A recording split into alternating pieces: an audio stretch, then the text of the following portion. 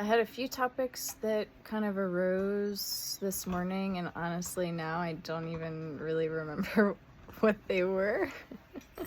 So we're just gonna see kind of what comes out. But I suppose one thing that feels very present is the sobriety and the somberness involved in really hitting a wall and having nowhere to run, nowhere to hide, nothing to distract oneself with, and really just being forced by life into a full, direct, head-on collision, really, with what is. And there's ways that this programming has, so many ways that this programming here has avoided that. So many ways. But what I find recently is that the fight is really just about dried up. Like, there were ways the last few months, after my relationship, my marriage ending, that this thing has just been holding on, trying to distract, trying to avoid the direct confrontation with full aloneness and the feeling of loneliness, really. So those things are not the same thing. It's actually that, at least what I've found, is that aloneness is the direct confrontation of what is occurring, what is arising. And what is arising here lately is a deep loneliness. So the aloneness is meeting loneliness. Face to face, sitting down with it, not resisting it. Because there was this idea here, actually for quite a long time, that aloneness meant never feeling lonely, meant loneliness never arising, meant sadness never arising, grief never arising, jealousy never arising, longing never arising, desire never arising. There's this idea that it meant transcending and completely outgrowing humanness. It's a very false idea, a very arrogant idea, really, if I'm being honest. There is a deep spiritual arrogance here that I've really had to completely confront within myself, that there is this idea that I knew what awakening was, and that I knew that awakening would bring me no more loneliness, never again desire, and never again grief, no more sadness, that it would all just never appear again. And that was very naive, very misguided. That was the identity's idea of what it wanted awakening to be. Identity was avoiding all of that discomfort.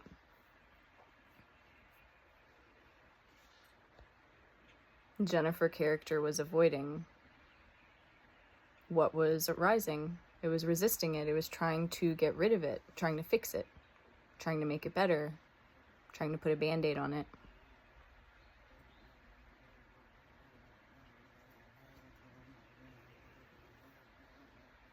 But what this really is,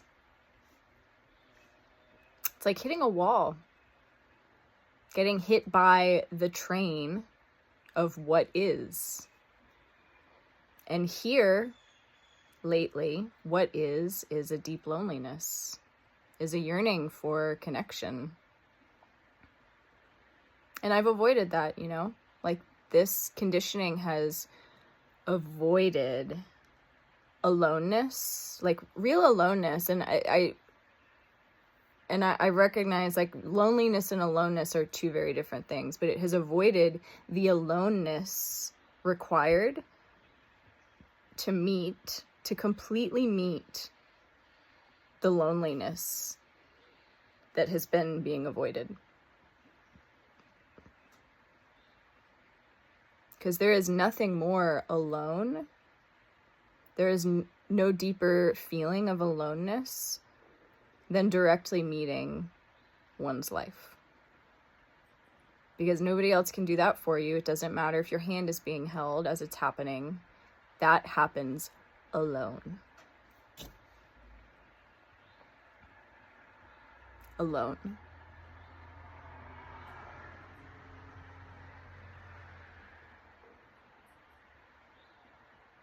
Earlier today, my dog Luna, I think it was actually one of the cats that caught it, but somebody caught a snake and ate half of it, the bottom half of it.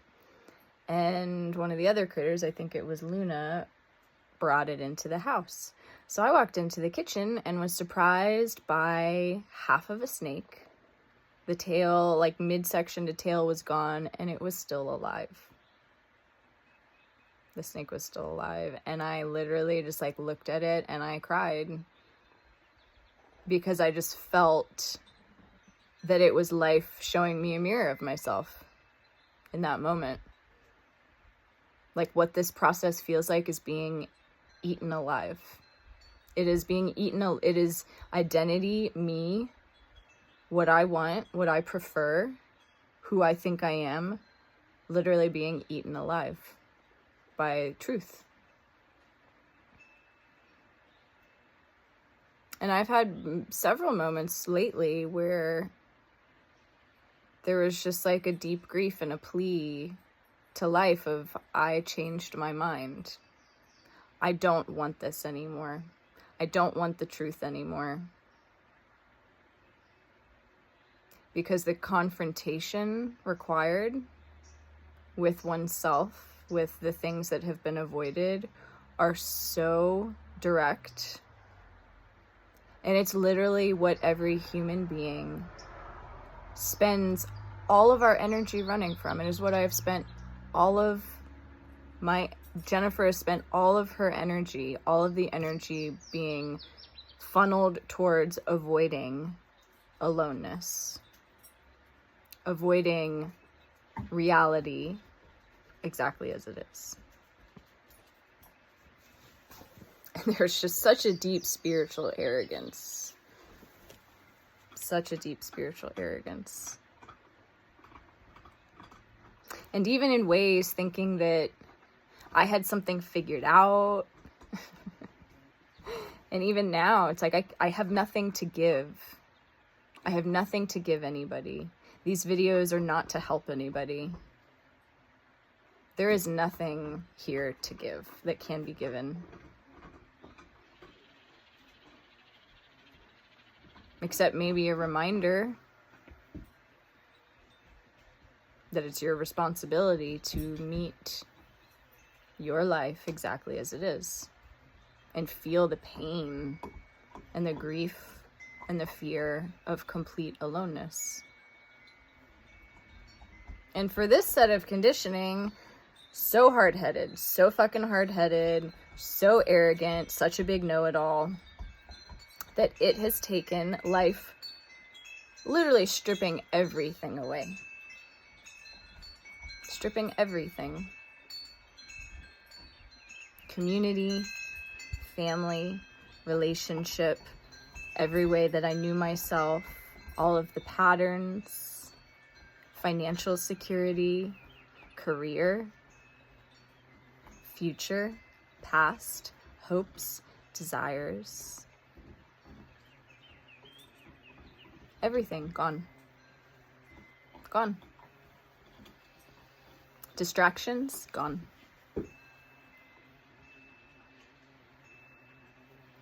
Hiding, gone.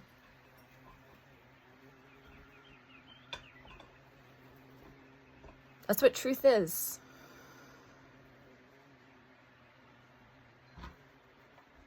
Truth is not just absolute. And I really wanted it to be. I really wanted truth to just be the absolute nothingness, unity, oneness. That's what I wanted. I wanted to transcend all of the ugly human bits, all of the messy human bits that I have spent my whole life avoiding. But truth is also relative. It is also telling the truth, always, in every moment. There no longer being a distinction between what is happening inside, how I feel inside, and what is expressed outwardly. No more division, no more separation. That boundary dissolves. It's being flipped inside out. It's like handing somebody your diary. That's what it feels like. And not being able to not hand somebody your diary, even if you wanted to. Even if you didn't want to, rather. So nobody can want this. I thought I wanted it, and that was so naive and so arrogant. I was so desperate for the suffering to end, but little did I know that truth is actually swan diving directly into everything that causes suffering. And sitting in it, stewing in it, inspecting it, splashing in it, all of it. It's all of it. It has been the deepest grief of my life and simultaneously the deepest joy of my life. So I can't even say that I would recommend it because I don't know that I would. I don't know that I would. How could I? Because I didn't want it. Jennifer was eaten alive. Very slowly, very painfully. Ripped apart piece by piece. Fully conscious, fully aware. Feeling everything. That's what waking up is.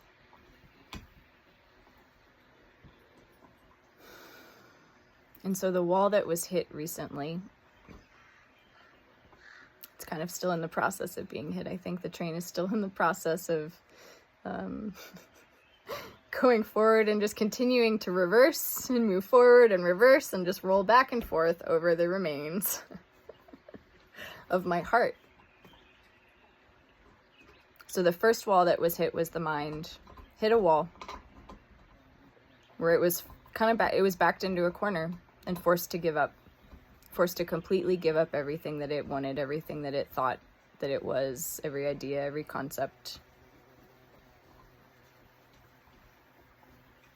And what's been happening lately is the heart has hit a wall, and that has been deep grief. I mean, the mind hitting a wall was also deep grief, but it's just, the sense of it is different. Because the mind hitting a wall was the relinquishment of all the coping mechanisms that were preventing the feeling of everything, the direct feeling of everything. And the heart hitting a wall feels more like now not having the coping mechanisms, now not being able to avoid, and giving up, having to meet all of it, all of it, all of the pain, the deepest pain, feeling the pain of my whole life, of my whole storyline, of everyone else's. In doing so, in meeting my own pain, it's meeting the pain of the entire world. Meeting the pain of humanity. It's unavoidable. Am I making you really want this? If you're a little masochist like I was, it is. You're like, yeah, gimme that.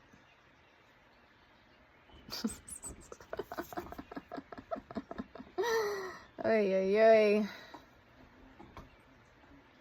So it's like weird.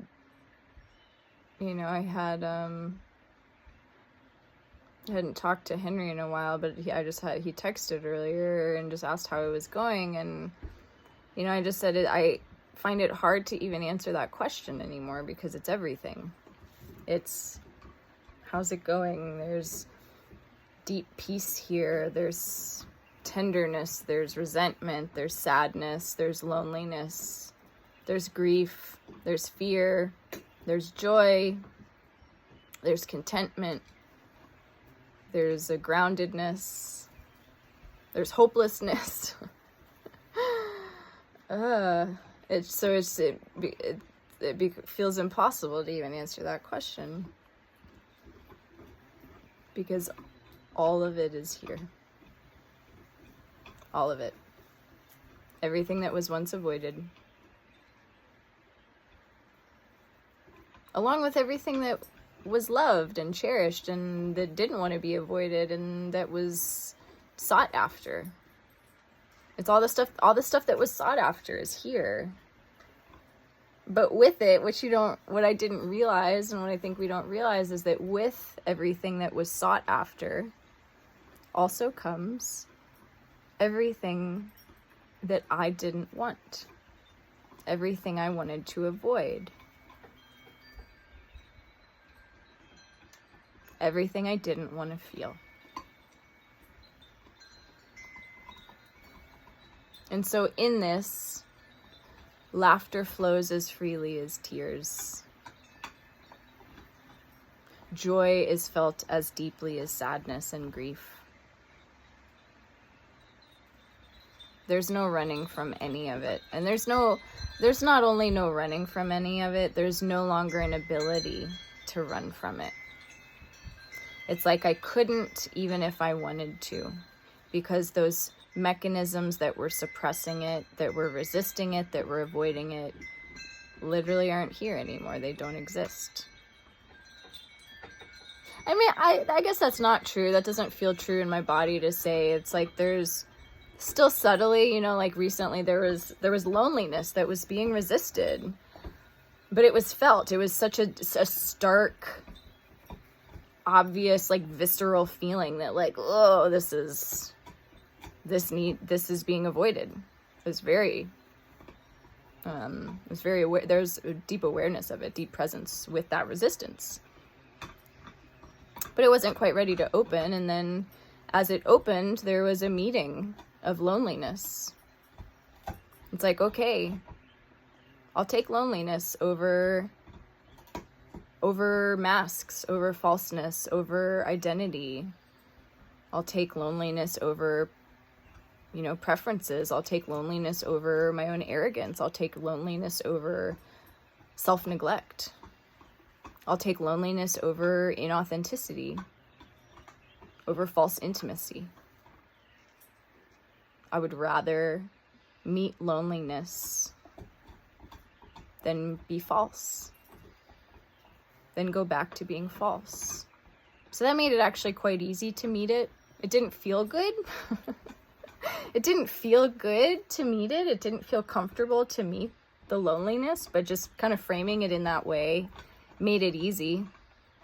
It was like, oh, of course. I choose loneliness, or something. Loneliness is being chosen over falseness, over suppression, over hiding, over division, over separation.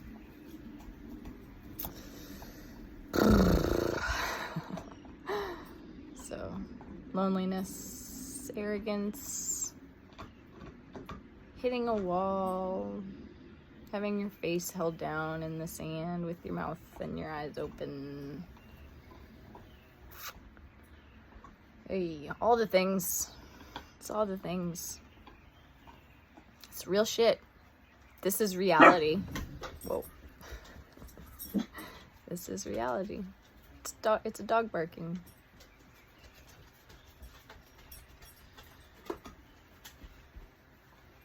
Allowing what's arising inside as freely as a dog barking is allowed.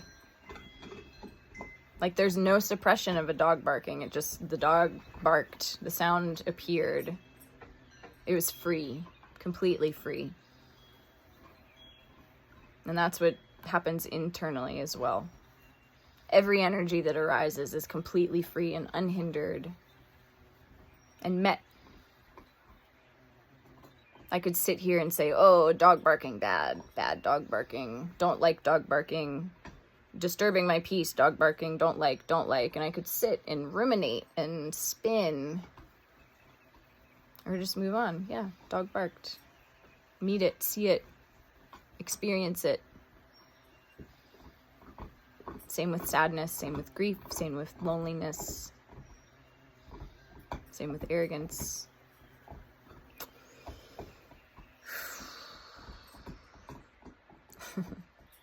Godspeed out there, y'all. Good luck out there. Enjoy.